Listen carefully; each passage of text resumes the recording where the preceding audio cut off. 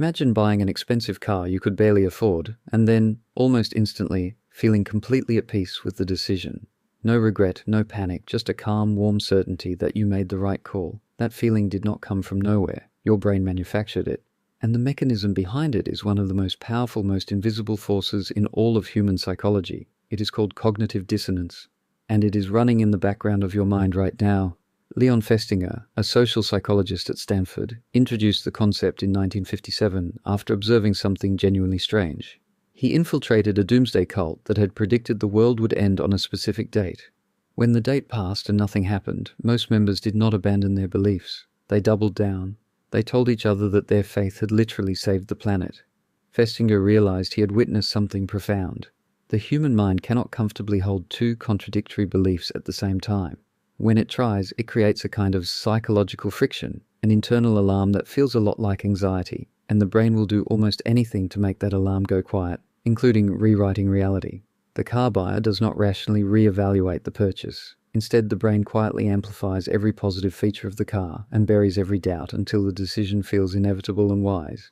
Festinger called that friction dissonance, and the drive to eliminate it is so strong it shapes careers, relationships, political identities, and some of the worst decisions humans ever make. By the end of this video, you will never look at your own reasoning the same way again. So what is actually happening inside your skull when cognitive dissonance kicks in?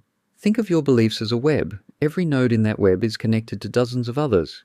Your belief that you are a healthy person connects to your diet, your exercise habits, your self-image, your plans for the future. Now imagine you light a cigarette.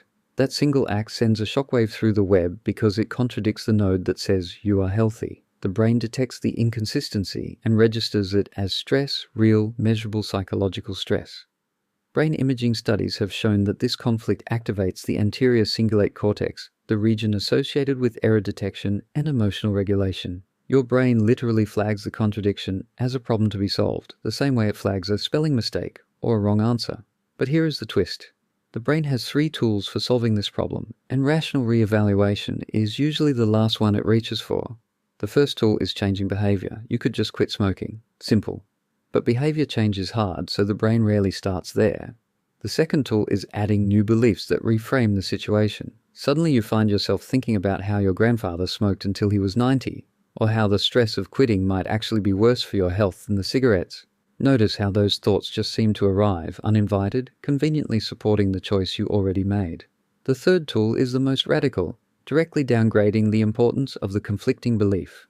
Health is not that important. Life is short. You have to enjoy it. The brain picks whichever path requires the least mental effort, and it executes that path so smoothly, you never notice it happening. Here is where cognitive dissonance gets genuinely uncomfortable.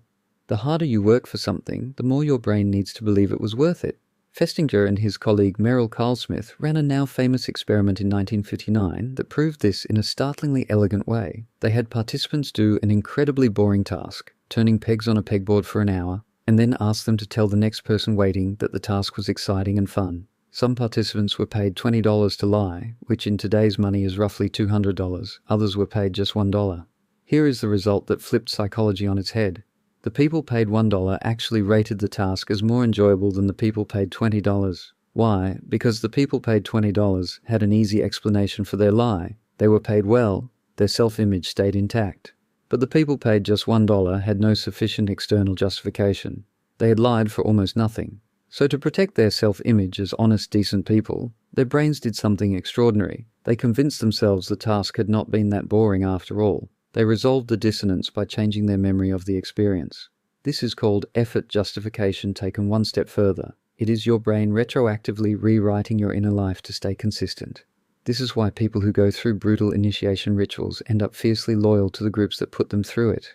It is why someone who follows an extremely restrictive diet will defend it with almost religious conviction. The suffering itself becomes the proof. Your brain refuses to let effort go unvalidated, so it manufactures the belief that the effort was deserved. Once you know what cognitive dissonance looks like, you start seeing it everywhere. And that can be both enlightening and unsettling. Think about the last time someone you respected did something you found morally wrong. If you genuinely admired that person before the incident, you probably found yourself constructing reasons why their action was not that bad, or why context made it acceptable. That is not open-mindedness. That is dissonance reduction. Your brain had already invested in the belief that this person was good, and it was not willing to abandon that investment cheaply. The same process drives political belief. Studies have shown that when people are presented with factual evidence that contradicts their political views, a significant portion of them do not update their beliefs. They become more entrenched. Researchers call this the backfire effect. The dissonance created by the challenging fact is resolved not by accepting the fact, but by treating it as an attack and strengthening the original position. Your brain is not looking for truth. It is looking for consistency. Even the choices you make every day are quietly shaped by this mechanism. Research on post-decisional rationalization shows that people consistently rate the option they chose as better after making a choice than they did before making it. You did not just pick the restaurant because it was good. Once you picked it, your brain decided it was the best possible choice. The moment of decision retroactively improves your evaluation of whatever you chose. You can see how this creates a kind of closed loop.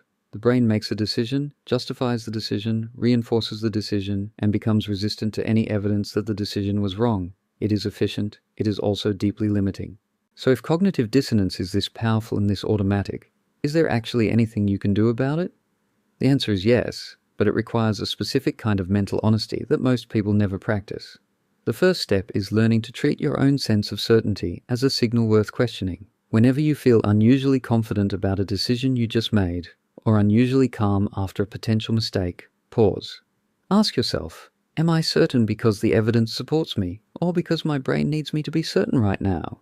That question alone can interrupt the automatic rewriting process. The second strategy comes from psychology research on self-affirmation.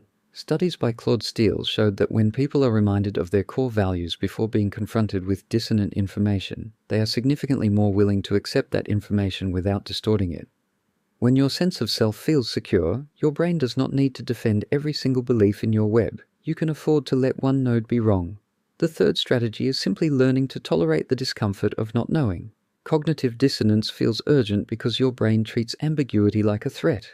But ambiguity is where growth lives. The most intellectually honest and mentally flexible people are not those who never feel dissonance. They are the ones who feel it, recognize it for what it is, and sit with it long enough to let real thinking happen. Your brain is an incredible machine, but it is not neutral. It is on your side in a way that sometimes works against you. Understanding that is not a reason for despair. It is the beginning of genuine self-awareness. If this kind of deep dive into how your mind really works is something you want more of, hit the like button and subscribe so you never miss the next one.